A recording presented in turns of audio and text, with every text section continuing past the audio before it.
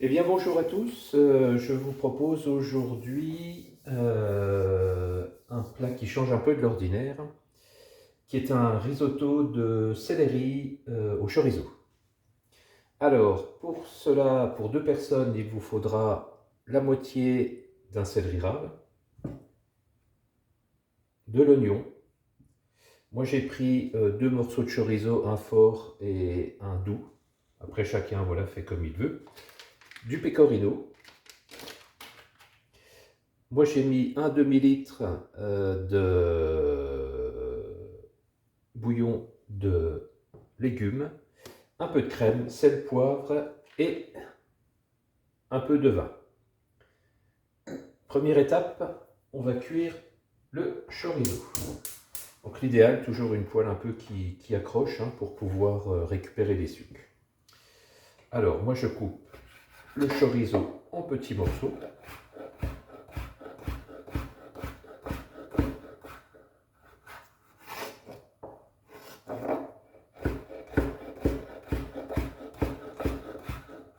Hop, que l'on va mettre directement dans la poêle.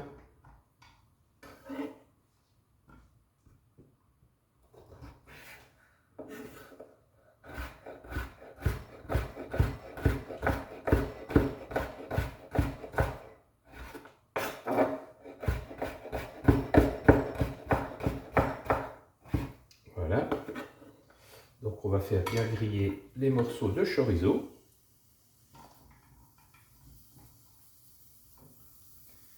Alors, on va émincer finement de l'oignon.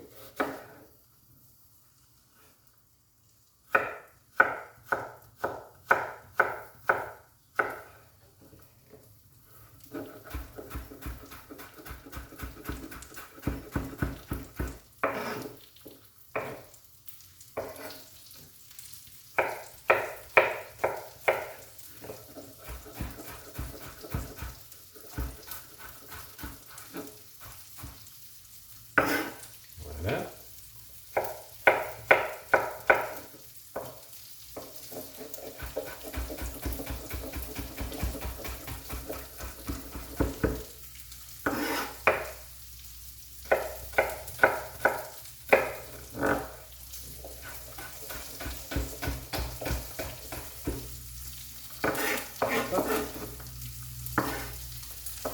Je vais mettre de côté. Donc après, alors,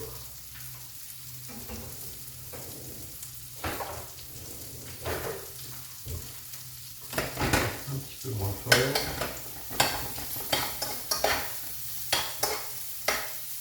Donc, il faut que le gras sorte. C'est ce qui va donner aussi du goût au plat. Ensuite, vous coupez donc le céleri en deux. La partie la plus longue, qui va être en fait de récupérer des fines tranches. Moi j'ai fait à peu près 3-4 mm. Et ces fines tranches, il va falloir les émincer pour les avoir en fait en petits carrés. Donc c'est vraiment la partie la plus longue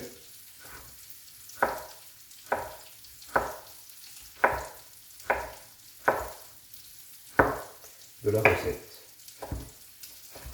en termes de découpe.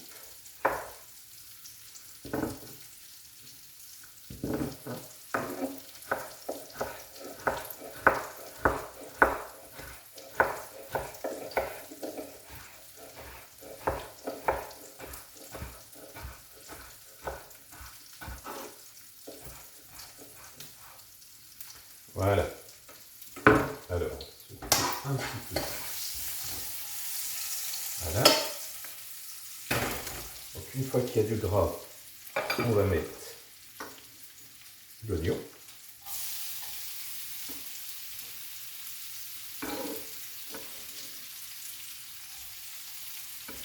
On va faire revenir un peu l'oignon. En fait, c'est vraiment comme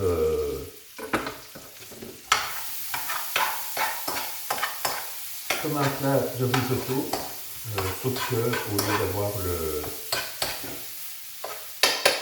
au lieu d'avoir le riz, donc on a le céleri. Alors moi j'avais déjà préparé un petit peu, parce que c'est vraiment un peu la partie longue. Donc voici un demi-céleri, nous, pour 2 personnes.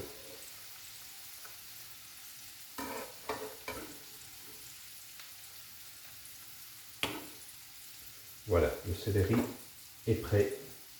On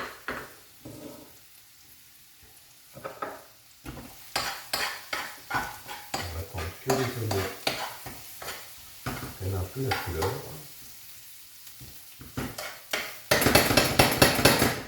Et ce qu'on va faire, on va mettre tout de suite donc le céleri dans la poêle. Hop. On va bien mélanger. Alors, il faut que le céleri prenne un peu la couleur.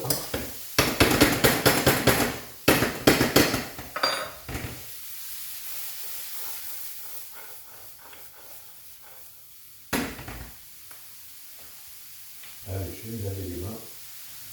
Je n'ai plus besoin de toucher la nourriture. Hop.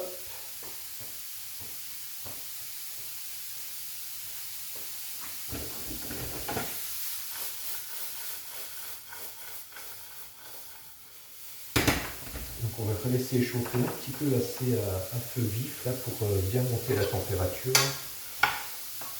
de manière à déglacer avec le vin.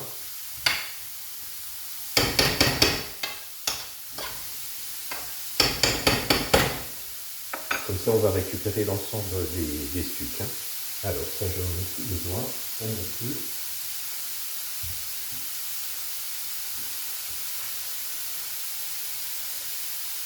Alors normalement on le fait avec du vin blanc, bon moi j'en ai plus donc j'ai pris du rosé.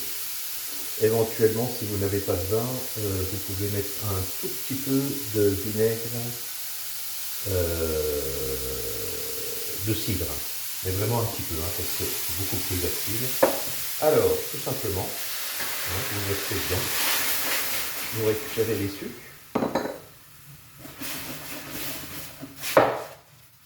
Voilà, et on va faire maintenant ce qu'on appelle l'évaporation du liquide pour cuire les légumes.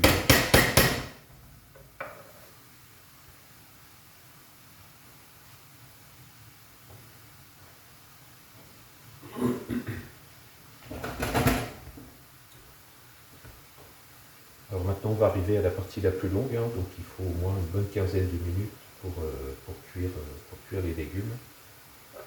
Une fois que le vin va disparaître, je vais rajouter au fur et à mesure donc,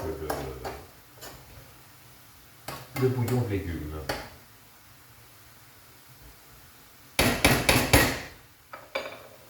Hop. J'ajoute mon bouillon. Je bouille à hauteur à peu près et on va attendre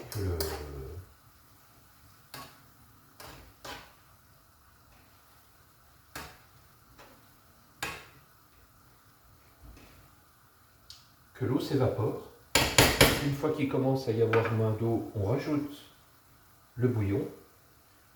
Donc on va faire ça jusqu'à ce que la cuisson du céleri sera à votre convenance, parce que certains vont peut-être préférer un céleri peut-être un peu plus croquant, d'autres vont préférer peut-être un céleri un petit peu plus fondant, d'autres vont peut-être carrément préférer un céleri vraiment presque archi-cuit, presque type purée. Bon, moi c'est pas mon cas.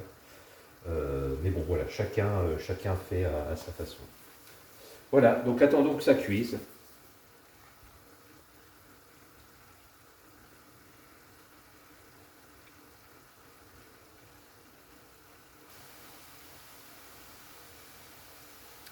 Donc voilà, quand on voit que effectivement la préparation,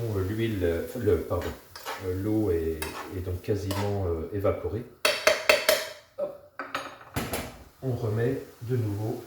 Alors on goûte avant, hein. Moi j'ai goûté, c'est pas encore assez cuit, hein. Bon ça m'étonne pas, hein. C'est la première. L'évaporation de la première partie, souvent il faut entre deux et trois fois. Hein. Donc je viens de rajouter du bouillon. On va attendre que ça s'évapore, on va goûter et si c'est pas le goût, on va rajouter un peu de bouillon. Voilà.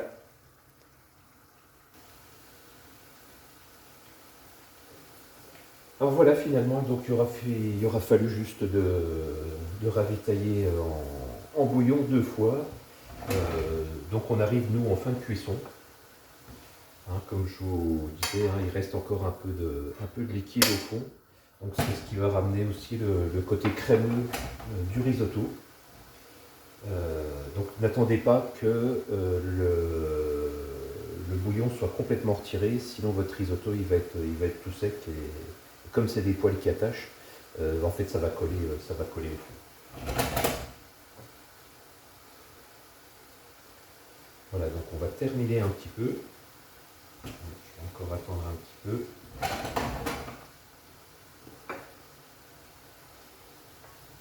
Donc forcément on goûte. Hein. Donc voilà, il est comme on aime, légèrement croquant. Donc à ce moment-là, si ça vous convient, hop, on coupe le feu. Donc on met le pecorino.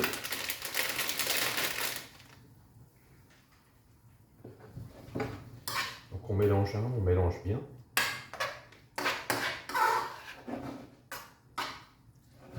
Donc on voit hein, la sauce, hein, elle va être tendance à être absorbée par le pecorino. Mais là il en reste un tout petit peu, juste ce qu'il faut. Et moi personnellement, donc j'aime bien rajouter une petite cuillère de crème à la fin. Donc, pour attendrir encore un petit peu plus la recette. Voilà, tout simplement. Donc, je mélange bien avec la crème. Hop. Donc avant j'ai goûté hein, pour m'assurer que c'était assez salé, que c'était salé à notre goût.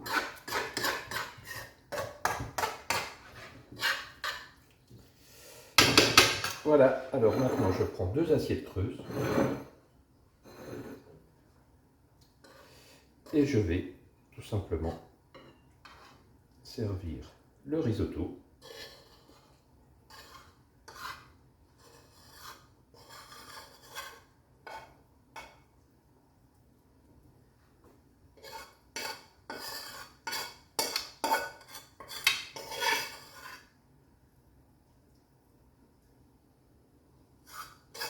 On ne cherche pas à faire beau, hein, on est entre nous. On cherche surtout à faire bon en fait. Hein.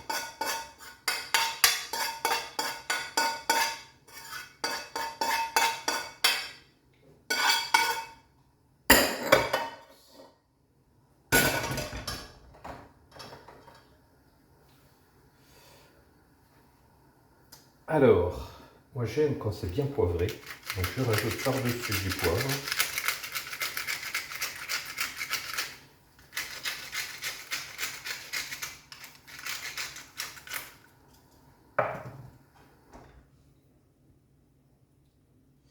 Et enfin, je rajoute encore un petit peu de pecorino par au-dessus.